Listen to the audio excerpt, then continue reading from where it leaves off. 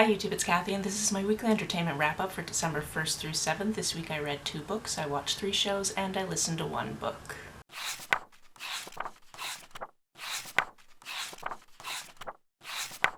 If you missed it, on Friday I posted my TBR for the Queer Lit Readathon, so please check that out. Also on Wednesday I posted my wrap-up for November, so I've done a lot of videos this week.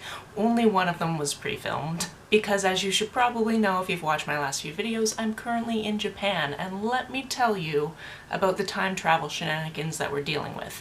I'm currently filming this on Saturday afternoon in Japan because my videos typically go up early afternoon, sometimes morning of Sunday in British Columbia where I live. Tomorrow is Sunday. Sunday is the day that we fly back home, and we actually leave in the afternoon from Japan but land in the morning of Sunday back home. But there was no way I was going to be able to get home, film this video, get it up in an appropriate amount of time, so it just made sense to do it now before we have a very long travel day. Which means that you are sitting on the windowsill of a 9th floor hotel room in Narita, which is really close to where the airport is. The airport is in Narita. Which means that tomorrow we just need to walk like 3 minutes to the station, take like a 6-minute or 7-minute train, and then we're at the airport, which is why we're staying here the night before, so that we can't possibly mess it up. Knock on wood. I'll actually just show you what that looks like from my perspective. Of course it's terribly backlit, but yeah, it's just my camera and the city outside, which is neat.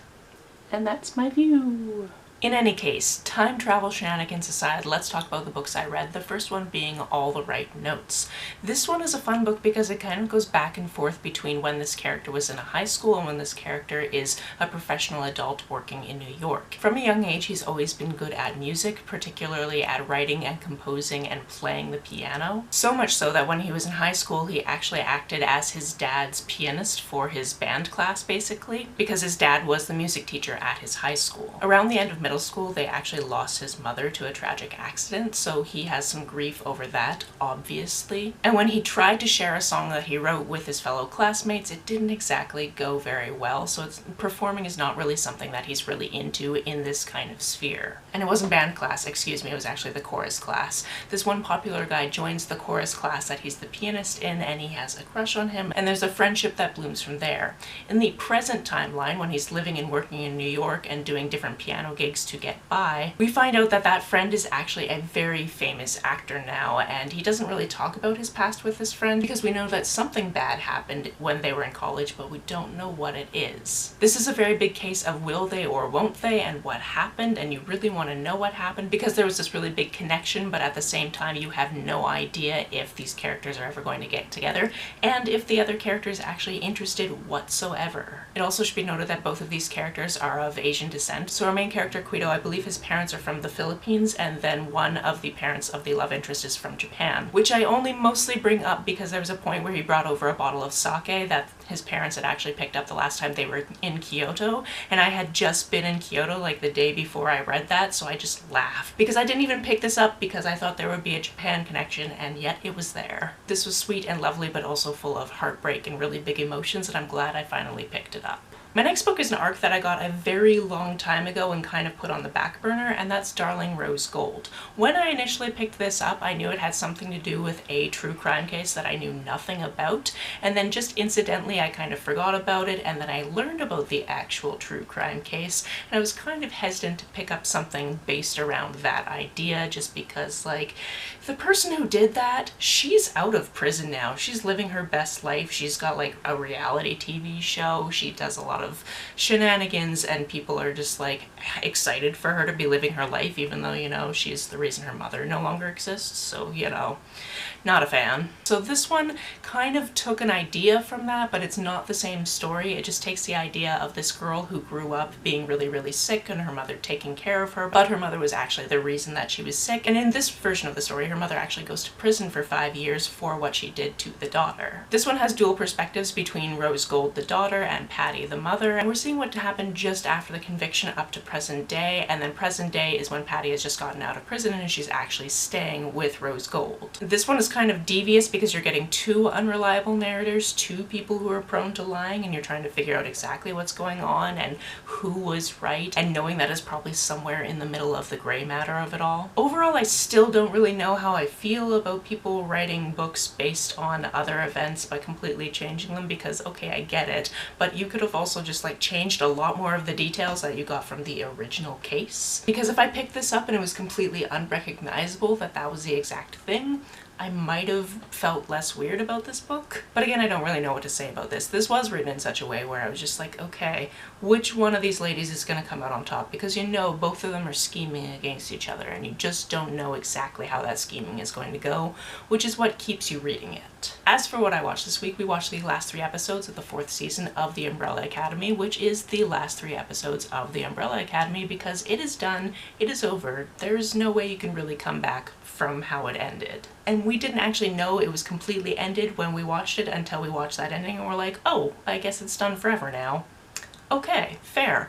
That kind of seemed like the only way this really could end, so that's good. Although I had kind of forgotten a lot of the things that we learned in the first 3 seasons. I did really like these characters, and I did really like getting to know them again, that type of thing. So it's an interesting balance of I can see why it's over, but I also wouldn't mind if there was more, but I'm completely fine with there not being any more, if that makes any sense. As previously promised, Chad and I watched the first episode of the 12th season, I believe it is, of Jetlag the Game, specifically because it was available on Nebula. I think it was not last night, but the night before at just after midnight in Tokyo time. And we specifically wanted to watch it while we were still in Japan because it is hide and seek across Japan. Additionally, yesterday when we were leaving Nara to come to Narita, we actually stopped off in Tokyo Station, which is where the lads basically started all of their shenanigans in the 6th season when they were also in Japan. So when we walked outside to go to a different train station so we could actually go to Tokyo Tower, I kind of looked at the building and I was like, guys, this is where they started the 6th season of Jetlag. Maybe we should take a photo. So we did. As a side note, we then also went to Tokyo Tower, which means that Chad and I were both at the Eiffel Tower and Tokyo Tower in 2024, and that just makes me really happy. It wasn't planned at the beginning of 2024, and here we are. In any case, this season is about a 6-day game of hide and seek across Japan. Basically, one person is the hider, 2 people are the seekers, and they're trying to figure out where this person can be, and they can kind of buy information from this person, but when they do that, that person has the ability to kind of curse them with some different things. So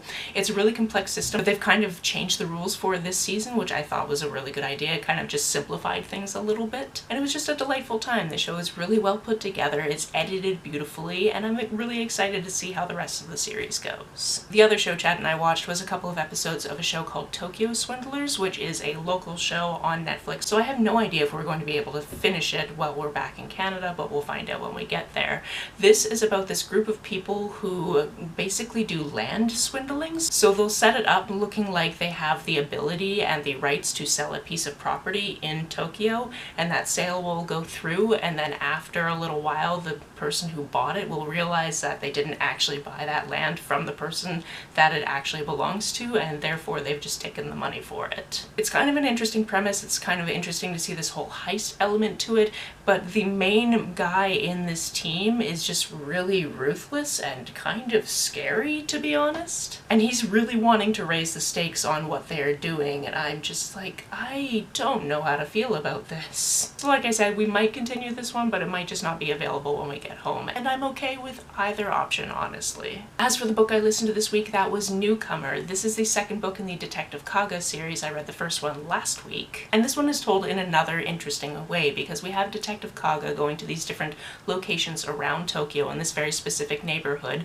basically interviewing different people because a murder has happened. But the way the interviews are relayed to you, you come to realize that it's kind of out of the timeline of when he actually did the interviews. So you'll learn little things about one thing that will come back later, and you'll have the answer to it already, but in the other part of the timeline, he hasn't figured out that puzzle piece yet. And it's all about these different people that have been connected by this one murder. Some who didn't really necessarily know the person who was murdered, and then some who were estranged from her at the time. On the way to solving this murder, Kaga's also solving these other little different things, because little little things will come up in the case and they'll be like, why was there wasabi in this one pastry found in her apartment? And he'll solve that mystery, even though that mystery doesn't end up having anything to do with the murder. I really enjoyed the first book in the series, which was told in kind of an interview format and had a lot to do with writers. And it was interesting to go into this and have a different format, so I don't know if the next book is going to have another different kind of interview format or not, but I'm enjoying the series so far. That's it for this week. If you've read, watched, or listened to any of these, let me know about it down in the comments below. On the way down to the comments, if you hit that subscribe button, that would be very nice of you. If you don't feel like leaving a comment but want to make sure that I know you were here, just leave me an emoji or a smiley face if you happen to be on your keyboard. Some people have asked if there's a way to financially support this channel, so I set up a Ko-fi account, which is a digital tipping service. The link for that, as always, is down below. You can like and share this as you see fit, and I will see you very soon. Bye!